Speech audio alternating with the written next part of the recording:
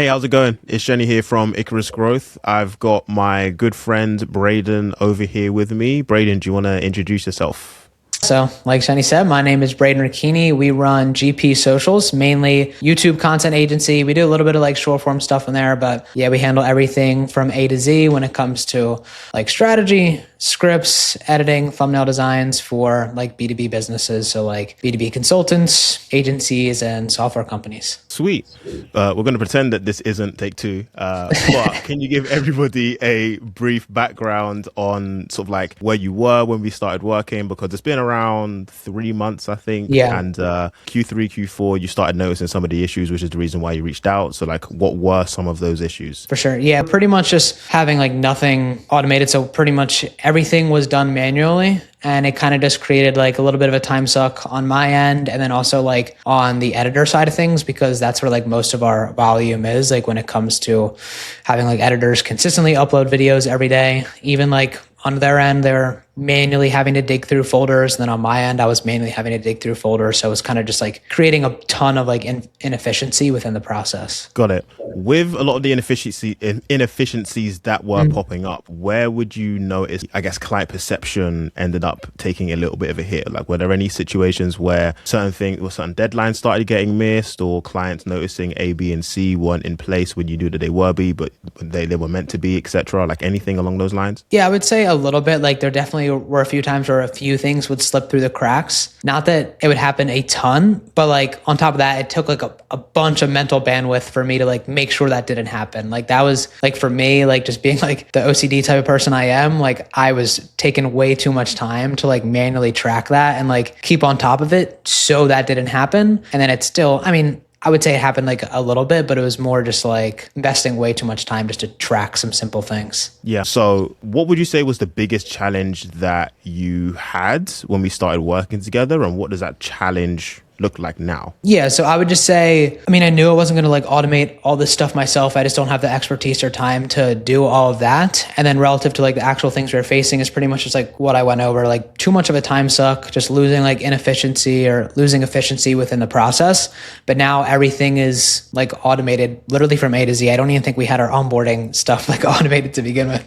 So now like everything from contracts, I mean, even that, like before on sales calls, I like couldn't even send a contract because it would take me too much time. And, you know, after the sales call, I'd lose the deal because I didn't send the contract on the call. And like relative to editing, I mean, it is extremely smooth where now we just have editors managing stuff through Airtable, which helps a ton. They're getting videos done faster because they don't have to dig through a bunch of stuff, and they could see like timelines like way more clear, and they could start to plan things out ahead. So I would say relative to just like, you know, where we're at now, it's just everything is just much smoother. And even the editors themselves and designers, script writers, they've just been able to like really stay on top of their work, which I've been able to see. And it's like great to experience. I would just say, you know, it feels like a lot of stress is lifted off the shoulder, like relative to having to micromanage people. Not saying that all my guys need to be micromanaged from the jump, but it was more like just like me feeling like I had to be on top of everything in order to get things done. But now it's like, hey, you guys have this Airtable. You could see everything when it's due, when it's going to be uploaded, like from A to Z, so they can like prioritize what needs to be prioritized without me telling them like, hey. Nice. So I wanted to kind of look at the sort of like where we implemented what we implemented. A lot of it started up front with the onboarding process, which we've spoken about already, with, you know, onboarding form, intake, contract signed, and having those sort of like spit up a lot of the frame folders and Google Drive folders specific to your way of doing things. After that was editing, like the entire editing process. So what were the holes in the, you know, editing process before, and how do they look like now? Yeah, I would say relative to just like the holes, it's just the fact that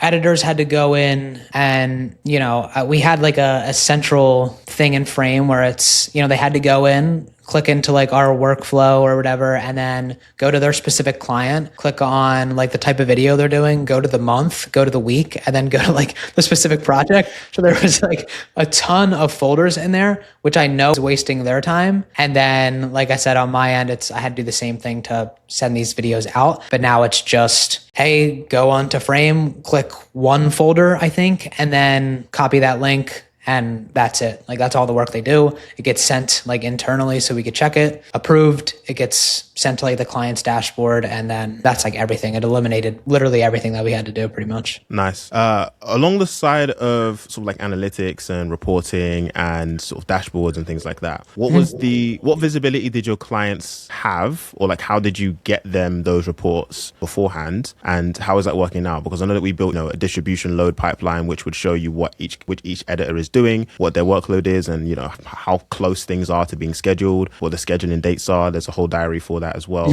What's the difference between before you had that versus now? Yeah, so before, I mean, it kind of just goes back to like my mental capacity, and like I had no idea what was going on. I didn't know which editors had the most work on their plate, what stuff is overdue if we're missing it. So now I'm able to see like which editor has extra capacity, which can help us relative to like margins and stuff, to be honest, because I could squeeze out a little bit more because I could see exactly what they're doing on like a week-to-week basis, how much stuff they have left over. I could properly assign like new projects to them, even if it's like something smaller. But I would say like that is kind of like the main thing that I've noticed, just like more clear decisions when it comes to mapping out like team capacity. Like it's like I can plan ahead of time to know like where their bottlenecks are and just like what they can handle or how much I need to like take off their plate, etc. So that kind of covers the analytics reporting and the editing and the onboarding side of things. As far as like notifications are concerned, because I know that a lot of people have they like to update their team about new work that needs to be done in different ways. How was that happening before?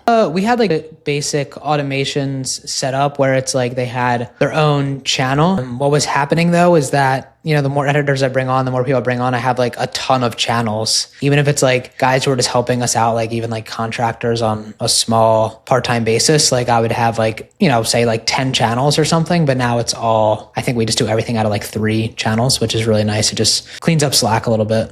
And have you found that people are getting to things a little bit easier, or people are just, the amount of work that is currently going on right now, does it feel like more manageable with those 3 versus like when there was a giant set of channels? Yeah, I would say that everything just becomes more manageable, mainly because the fact that it's just like tied to Airtable, because now they just check Airtable every day. Like they don't even like really need to check the alerts channel, but it's good to know when like something like gets assigned out of nowhere, like that we weren't planning for, because then they can go ahead and like see the due date on Airtable and all that good stuff. But I would say, yeah, it definitely clears things up for them and just focus on the things that need to be focused on pretty much. So what would you say is if we're going to talk about, and again, this is something that technically should have been recorded beforehand, but if we're talking like tangible numbers as far as either the amount of time that you've spent on certain activities then versus now, even if you had to just spitball it, give me like a random guess as far as like the percentage of your time doing a lot of admin stuff, percentage of your time checking stuff that you don't need to check versus now, like what would you say that split is? Yeah, I mean, I would say like just rough ballpark, let's say like an hour per day is kind of mixed match between like manually sending things out, micromanaging like the deadlines, making sure everything's being hit,